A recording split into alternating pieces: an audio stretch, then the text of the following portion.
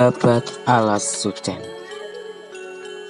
Cerita ini berdasarkan sebuah buku yang berjudul Babat Alas Sucen, Sejarah, Silsilah, Cikal Bakal dan Perintis Agama Islam Desa Pasucan, yang disusun oleh Haji Abdul Hadi S. dan Edi Mustafa Z. Kisah ini dulunya setiap tahun diceritakan pada saat peringatan Haul Syekh Wiropati pada tanggal 1 Muharram. Desa Pasucan dulu adalah sebuah hutan lebat. Sebelahnya adalah alas bandutan, di mana terkenal dengan Jalmo Moro Jalmo Mati. Jalmo Moro sapa sing teko mati. Jalmo mati mongko bakal mati. Karena keangkerannya Alas Sucen sampai dikenal dengan barang siapa yang datang ke Alas Sucen dipastikan dia akan mati. Karena saking angkernya itulah tidak ada yang berani membuka tanah atau lahan di Alas Sucen.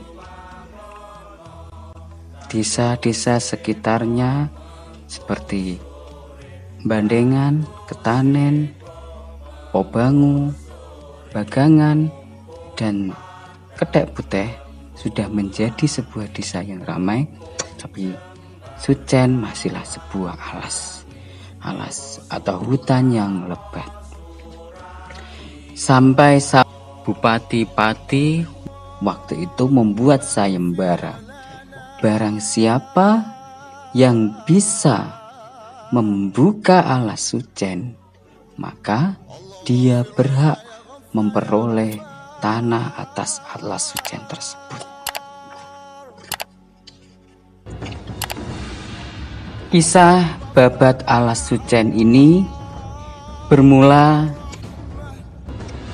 pada sejarah Perang Diponegoro sekitar tahun 1825 sampai dengan 1830 Masehi, di mana Pangeran Diponegoro yang berperang melawan penjajah Belanda selalu memperoleh kemenangan dan membuat Belanda kesusahan untuk mengalahkan Pangeran Diponegoro, sehingga Belanda menggunakan tipu muslihat untuk mengalahkan Pangeran Diponegoro. Bermula dari ditangkapnya Patih Sentot Prawiro Dirjo, patihnya Pangeran Diponegoro yang tertangkap oleh Belanda, sehingga kemudian Pangeran Diponegoro tertangkap juga akibat kelicikan oleh Belanda. Dari sana diketahui kehebatan pasukan Diponegoro, karena Pangeran Diponegoro dibantu oleh 8 orang yang sakti mandraguna, dan 9 orang termasuk Pangeran Diponegoro yang kemudian mempunyai gelar Dipo Songo. Ini 9 orang yang bergelar Dipo, yang sudah berbaiat, bersumpah akan melawan dan mengusir penjajah sampai titik darah penghabisan. Mendengar kabar tertangkapnya Pangeran Diponegoro, pimpinan dari Dipo Songo ini dan juga pimpinan seluruh tentara Pangeran Diponegoro, maka hal ini membuat cemas dan gelisah seluruh Dipo. Maka kemudian Karena ditangkapnya pimpinan ini membuat pasukan menjadi lemah dan membuat Belanda berusaha menangkap lagi ke-8 Dipo ini agar tentara Diponegoro tidak lagi bersatu dan tidak lagi melawan Belanda. Karena ada usaha mengejar dan menangkap ke-8 Dipo tersisa ini, maka untuk sementara waktu ke-8 Dipo ini bersembunyi dulu agar keadaan sampai dengan aman. Maka 8 Dipo ini pun berpencar sampai dengan Pangeran Diponegoro yang ditangkap oleh Belanda dan diasingkan di Makassar sampai beliau wafat pada tanggal 8 Januari 1830 Masehi. Maka ke-8 Dipo tadi berpencar dan mencari persembunyiannya masing-masing. Ada yang bersembunyi di lereng Gunung Kawi, ada yang bersembunyi di daerah hutan padi, dan juga ada yang bersembunyi di daerah-daerah lain yang kesemuanya bisa menjadikan aman dari kejaran Belanda. Di antara Dipo Songo tersebut disebutkan mereka adalah Dipo Sujono, bersembunyi di lereng Gunung Kawi. Yang kedua, Dipo Sengono, bersembunyi di Desa Payang, Pati. Yang ketiga, Dipo tidak diketahui siapa, bersembunyi di daerah Gerit Celuak. Yang keempat, Dipo Reso, bersembunyi di Desa Alas Dowo, Dukeseti. Yang kelima, Dipo Leksono, bersembunyi di Desa Sempapan yang menyamar menggunakan nama Mbah Panggeng. Yang keenam ialah seorang adipati Tuban bernama Dipo Wirokusumo, yang kemudian bersembunyi di daerah Juwana. Sementara 2 Dipo lainnya tidak diketahui namanya dan tidak diketahui tempat persembunyiannya. Berasal dari kisah Dipo Wirokusumo inilah sejarah babat Alas Sucen dimulai. Dipo Wirokusumo, adipati Tuban yang sudah baiat dengan 8 saudaranya untuk selalu melawan Belanda dan tidak akan tunduk pada Belanda. Mempunyai seorang saudara muda yang menjadi Bupati Lamongan yang sudah tunduk pada Belanda. Hal ini menjadikan keduanya tidak akur karena berbeda pandangan terhadap Belanda, di mana bagi Wirokusumo, Belanda adalah penjajah kafir yang akan menghancurkan Islam.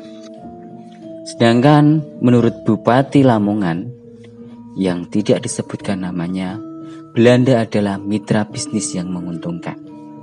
Pada saat itu, hampir seluruh wilayah-wilayah di Jawa sudah tunduk dan mau bekerja sama dengan Belanda dengan menjual hasil pertanian warganya kepada Belanda, namun tidak dengan Bupati Tuban. Atas dasar itu, Bupati Lamongan mengirim surat kepada Bupati Tuban membujuk agar Bupati Tuban mau bekerja sama dengan Belanda. Jika menolak, maka Belanda akan menggunakan segala cara untuk melengsarkan dari jabatannya. Dalam isi suratnya, Bupati menulis surat kepada Bupati Tuban yang masih saudaranya seperti ini. Kados pundi Kakang Mas? Mbok nggih panjenengan nderek pengikuti londo mawon. Sebab keadaan kados mengkaten. Menawi mboten nurut Kang Mas, pangkate panjenengan tetep kacopot. Lajeng dados nopo panjenengan mangke? Begitulah isi surat Bupati Lamongan kepada Bupati Tuban, yang jika diartikan, Bagaimana Kang Mas? Seandainya Anda ikut bekerja sama dengan Belanda saja, sebab keadaan sudah seperti ini. Kalau tidak mau, jabatanmu akan dicopot. Terus kau mau jadi apa nanti? Membaca isi surat tersebut, Bupati Tuban marah. Beliau sudah bersumpah tidak akan tunduk pada Belanda walau nyawa taruhannya, apalagi hanya jabatan. Maka Bupati Tuban membalas surat saudaranya itu dengan tegas, menolak ajakan saudaranya tersebut. Beliau menulis dalam suratnya, "Adik Mas, ini yo, wong agomo kok diijolno duit, kok sobek banget. Gusti Allah iku luwih sugih. Walillahi khazainus samawati wal ard. Wa ma min dabatin fil ard illa 'alallah." Langit bumi iku lho, le, kagungane Allah Ta'ala. Lan kabeh kang ngrempet ana ing bumi iku tanggungan rezekine Allah Ta'ala. Begitu jawaban Bupati Tuban yang menulis surat kepada Bupati Lamongan. Jika diartikan, adik Mas, begini loh, agama kok ditukar dengan harta dan tahta. Padahal Allah itu lebih kaya. Sungguh celaka sekali. Bumi dan langit adalah milik Allah. Semua yang berjalan di bumi, rizkinya ditanggung oleh Allah. Membaca balasan dari Bupati Tuban, Bupati Lamongan merasa tersinggung karena dianggap telah menjual agama. Bupati Lamongan melaporkan kepada Belanda untuk menangkap dan menghukum Bupati Tuban Wirokusumo.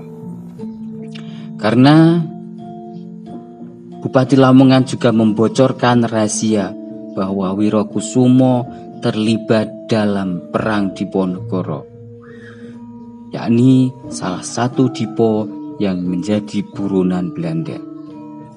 Maka kemudian Belanda melakukan penyergapan ke Kadipaten Lamongan yang dipimpin oleh Jenderal Van der Kolk.